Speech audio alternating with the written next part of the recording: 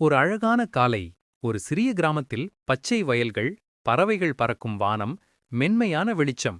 ஒரு வியாபாரிக்கு 2 விலங்குகள் இருந்தன. ஒரு குதிரை மற்றும் ஒரு கழுதை. அவன் தினமும் அவற்றை சுமை ஏற்றி நகரத்திற்குச் செல்வான். குதிரை அழகாகவும் வலிமையாகவும் இருந்தது. கழுதை சாதாரணமாக இருந்தது, ஆனால் மிகவும் உழைப்பாளி. ஒவ்வொரு நாளும் வியாபாரி அதிக சுமையை கழுதையின் மீது ஏற்றுவான். ஒரு நாள் கடும் வெயிலில் கழுதை சோர்ந்து குதிரையிடம் சொன்னது, தம்பி, சிறிது சுமையை நீ எடுத்துக்கொள், எனக்கு சக்தி குறைந்துவிட்டது. ஆனால் குதிரை சிரித்துக்கொண்டு, அது உன் வேலை அல்லவா, நான் இப்படி வேலை செய்வதில்லை என்றது. கழுதை மிகுந்த சோர்வால் வழியிலே விழுந்தது. வியாபாரி கவலையுடன் பார்த்தான். கழுதை, இப்போது என்னால் உதவ முடியாது என்றது. அதற்குப் பின் கழுதை பாதையில் விழுந்து இறந்தது. வியாபாரி அதைக் கண்டதும் மிகவும் கவலையடைந்தான். அவன் எல்லா சுமையையும் குதிரையின் மேல் ஏற்றிக்கொண்டான்.